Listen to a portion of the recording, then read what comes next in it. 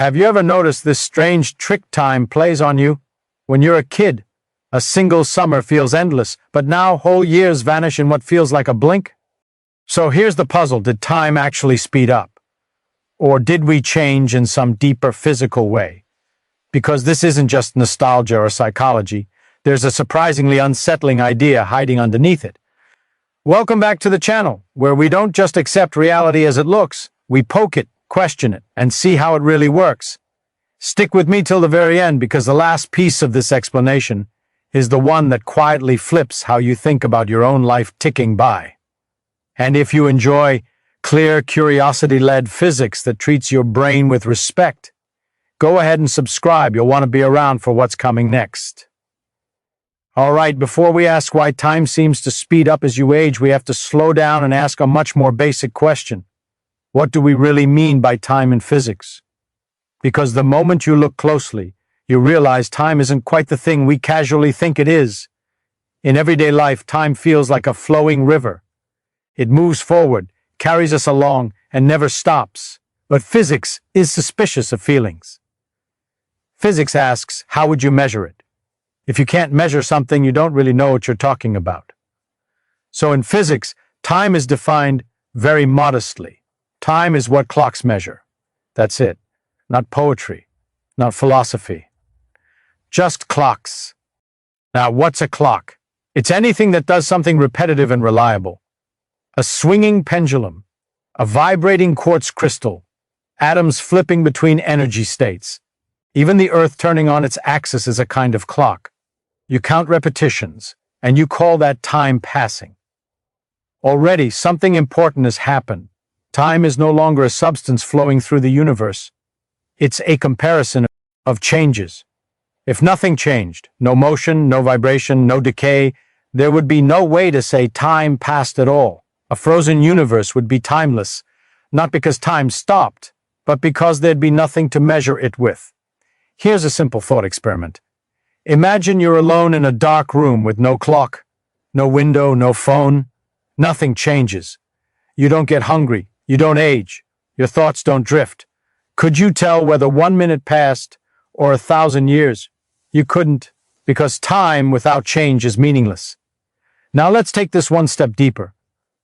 We often think time is universal, same for everyone, everywhere. But physics quietly disagrees.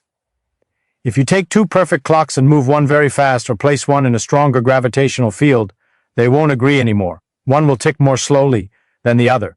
Not because it's broken, because time itself depends on motion and gravity. That tells us something profound. Time isn't a background stage where the universe acts. It's part of the machinery. Change the conditions and time behaves differently. But notice something subtle. Even here, time is still defined the same way, by clocks. We never talk about time directly. We talk about processes happening relative to other processes. Now bring this back to human experience. Your brain is not a clock in the physical sense, but it does measure change through memory. Each moment is tagged by what's different from the moment before. New faces, new places, new problems. When you're young, almost everything is new, so your mind records many distinct markers. As life becomes more familiar, fewer mental ticks get recorded per year. The clock hasn't sped up. The number of noticeable changes has gone down. And that's the key idea to carry forward. Time in physics is not about how it feels. It's about how change is counted. And when we confuse the feeling of time with the measurement of time, we start asking the wrong questions. So when we say time speeds up as we age, physics gently replies, no, time hasn't changed. But the way you're sampling change has. And once you see that distinction clearly, the mystery starts to dissolve. And something even more interesting takes its place. Let's talk about something quietly strange.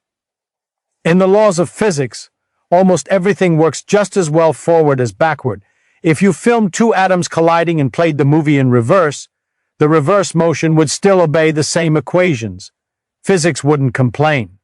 And yet, your life only runs one way. You remember the past, not the future. Ice cubes melt, but they don't jump back into neat cubes. You can unspill coffee, but you can't naturally unbreak a cup. So where does this one-way direction come from? This is what we call the arrow of time. Now here's the surprising part. The arrow of time is not built into the basic laws of motion. It comes from something much more ordinary and much more unavoidable: disorder. Physicists call it entropy. But don't let the word scare you. The idea is simple. Disorder just means there are many more messy ways for things to be arranged than neat ones. Think of a deck of cards. There's exactly one arrangement that counts as perfectly ordered, but there are millions upon millions of scrambled arrangements. If you shuffle the deck, it almost certainly ends up messy, not because it wants to, but because disorder is overwhelmingly more likely. Now imagine this. You take a glass of water and drop a bit of ink into it. At first, the ink is concentrated in one spot. Then it spreads out, curls around, and eventually the whole glass turns uniformly blue. Could the ink ever gather itself back into a tiny blob again? In theory, yes. The laws of motion allow it. In practice, never. Not in the lifetime of the universe. Why? Because there are astronomically more ways for ink molecules to be spread out than perfectly collected. Nature doesn't prefer disorder. It just stumbles into it because the odds are crushing. That gradual drift from fewer arrangements to vastly more arrangements is what gives time its direction. This is the arrow. Now here's the crucial link. Memory only works in one direction because disorder only grows in one direction. To remember something, your brain has to change physically. Neurons rearrange. Chemical gradients shift. Energy is used. And every one of those processes increases entropy slightly. You can't form a memory without increasing disorder somewhere. So we remember the past not because time points backward, but because memory creation itself points forward. That's already a little unsettling, but let's go one step deeper. When you're young, your life is full of new low-entropy experiences, new places, new people, new ideas. Each one creates a distinct physical record in your brain. Many changes, many ticks of your internal clock. As you age, your world becomes more predictable. Fewer surprises, fewer genuinely new configurations. The rate at which disorder increases in your experience slows down, even though physical time keeps ticking exactly the same. So, subjectively, it feels like time is racing. But what's really happening is this. The arrow of time hasn't changed. Your interaction with it has. Time doesn't speed up. Entropy keeps marching forward at the same physical pace, but the number of memorable changes per year quietly shrinks. And once you see that, the disturbing idea isn't that time is slipping away faster. It's that time was never flowing at all. What we experience as time is the universe slowly, relentlessly exploring more and more possible arrangements, and we're tiny pieces of that process, keeping track of the changes as best we can. That's the arrow of time. And once it points forward, it never turns around. Now let's tackle the part that feels the most personal, the part you actually notice.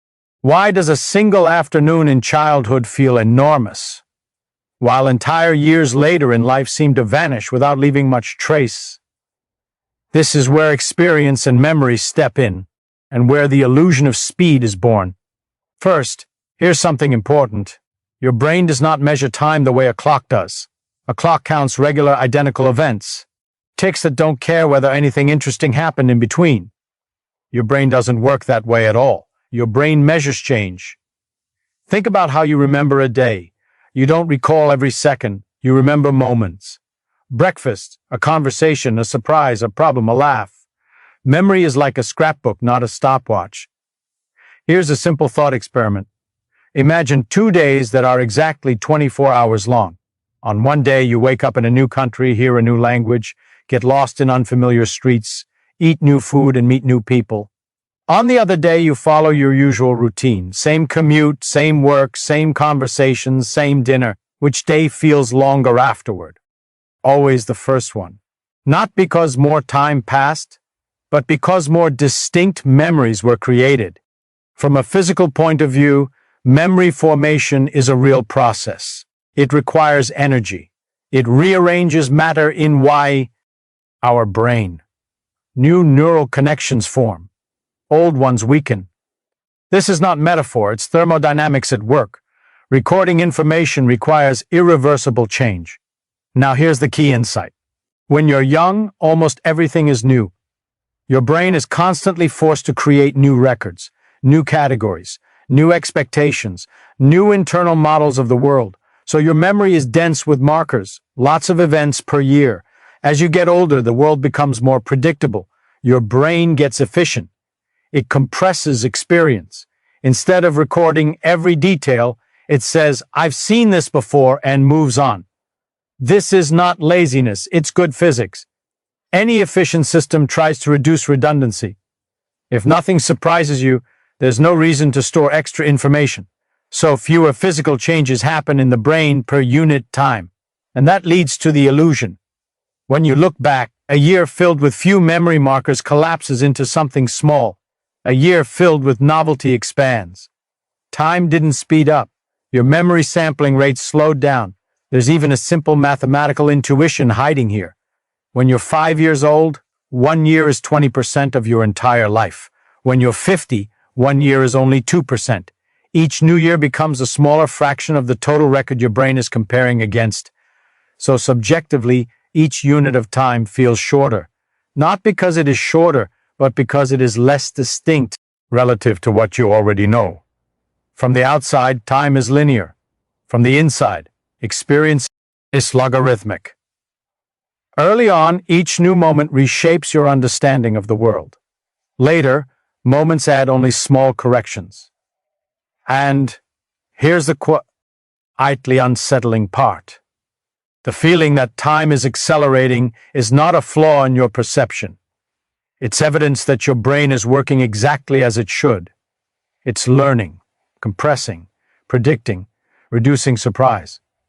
Which means the illusion can be bent, but not by slowing clocks. If you want time to feel rich again, physics gives a simple answer. Increase change, increase novelty.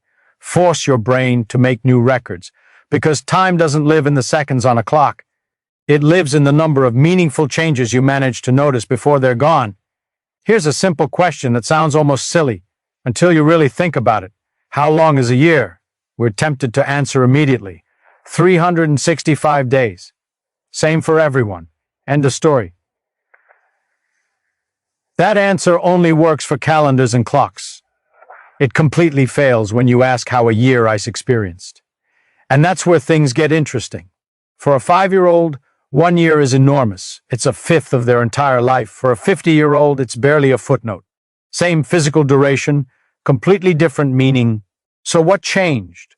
Not the year, the reference frame did. In physics, we're very careful about reference frames. Speed, position, even time can look different depending on what you compare them to. A train moving at 100 kilometers per hour feels fast if you're standing still, but boring if you're sitting inside another train moving alongside it. Experience works the same way. A child's reference frame is small. Their total accumulated time is short. So each new year is a large fraction of everything they know. It reshapes their world. An adult's reference frame is large. Decades of accumulate. Add memory. 1 additional year barely shifts the average. Here's a thought experiment.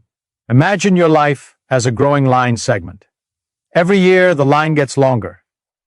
Now ask, how much does 1 new year change the total length? Early on, it changes it a lot. Later, it barely moves the needle. So even though time is added linearly year by year, its impact shrinks. Your internal scale stretches. That's not psychology alone, that's mathematics. In many physical systems, growth feels rapid at first and slow later because what matters is the ratio, not the absolute increase. Radioactive decay, population growth, sound intensity. Our perception often responds logarithmically, not linearly. Human time perception behaves the same way. Now let's add another layer. A child's year is packed with firsts. First day of school, first friendships, first realizations about how the world works. Each one forces the brain to update its internal model. That's physical change, neurons rewiring, energy dissipated, entropy increasing. An adult's year often repeats established patterns. Work, routines, familiar problems. The brain says, I already know how this goes, and records fewer new distinctions. So the year doesn't just shrink relatively, it shrinks structurally. Fewer memorable events per unit time. And this is where physics quietly undercuts a common complaint. People say time is slipping away faster as I age, but physics replies, no. You're just measuring it with a different ruler. The ruler got longer, and there's no way around that. You cannot reset your reference frame. You can't go back to having a 5-year-old scale for time any more than you can ink the universe to make galaxies feel close again. But here, the hopeful twist. Physics also tells us that reference frames can be challenged. If you introduce enough change, new environments, new skills, new ways of thinking, you force the brain to recalibrate locally. You don't change the length of the year, but you increase how much happens inside it. That's why periods of intense learning, travel, or uncertainty often feel long in hindsight, even in adulthood. So a year is not the same unit for a child and an adult. Not because time is unfair, and not because something is wrong with us. It's because experience is always measured relative to what came before. And the longer you live, the more careful you have to be about what you compare the present to. Otherwise, entire years will quietly compress into almost nothing at all. Let's end by clearing up the biggest misunderstanding of all. After everything we've talked about, it's tempting to say, all right, time feels faster, but that's just perception. And while that's partly true, it misses the deeper point. Because the most important thing that speeds up as you age isn't time, it's understanding. In physics, time is stubbornly honest. Atomic clocks don't get sentimental. A second measured today is the same second measured decades ago. The equations that govern motion, decay, and energy don't quietly change because you had more birthdays. So physically, time never speeds up, but something else does. Think about how you learned to ride a bicycle. At first, every moment demanded attention, balance, steering, speed, fear. Your brain was busy building a model of how bicycles behave. Each second was packed with uncertainty. Now imagine riding the same bike years later. You don't think about balance at all. You can hold a conversation while riding. The experience feels faster, not because it is faster, but because your brain is doing far less work. Understanding compresses time. This idea shows up everywhere in physics. When scientists first encounter a new phenomenon, it feels complicated and slow. Lots of measurements, lots of confusion. But once the underlying pattern is understood, the same system becomes simple, predictable, fast to reason about.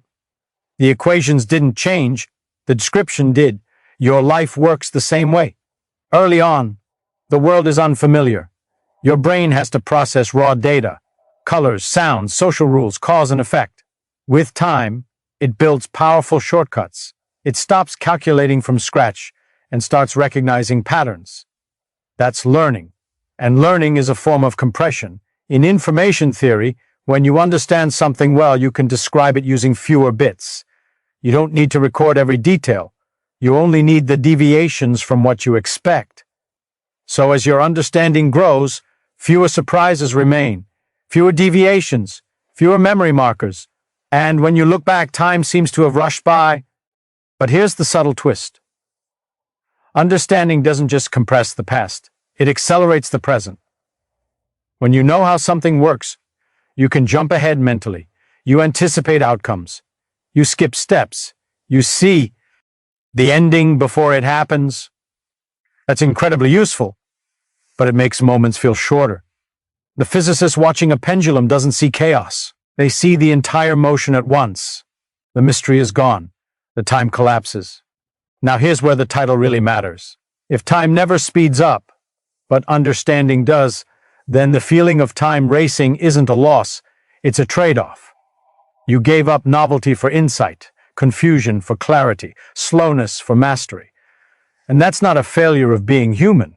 It's the price of learning how the universe works. But physics also teaches restraint. Every model has limits. Every understanding leaves things out. And if you rely too heavily on compression, you stop noticing what doesn't fit. You stop seeing what's new. So while you can't slow time, you can choose how much understanding you apply to each moment. Sometimes it's worth being inefficient, worth paying attention again, worth letting the details unfold instead of skipping ahead. Because the universe hasn't run out of surprises. Time hasn't accelerated, your mind has. And once you realize that, the question isn't how to slow time down, it's how to stay curious enough to notice it while it's still happening. So here's the quiet conclusion. Once you strip away the feeling and look at the physics underneath, time itself never speeds up. The clocks don't change. The laws don't change. A second is still a second, no matter how old you are. What changes you, your memory, your reference frame, and the way your mind counts change. As a child, life is packed with firsts, so your brain records many moments. As you grow older, experience becomes compressed, patterns repeat, and fewer new markers get stored. When you look back, those years collapse, and it feels like time raced past. The arrow of time keeps pointing forward because disorder keeps growing. Memory only works one way, and understanding speeds up, even when time does not. That's the disturbing part. Not that time is escaping us, but that it was never flowing the way we imagined. Once you see this, the mystery shifts. The question is no longer where did the time go? It becomes, how much of it did I truly notice? If this way of thinking made the universe feel a little clearer, or a little stranger, then you're exactly the kind of curious mind this channel is for. Subscribe for more physics explained with clarity, honesty, and wonder, and I'll see you in the next video. Thanks for spending this time with me and thinking through these ideas together. Curiosity like this, asking simple questions and following them honestly, is how we slowly make sense of a very strange universe. I'm glad you were here for the ride, and I hope it left you seeing time and maybe your own days a little differently. I'll see you in the next video.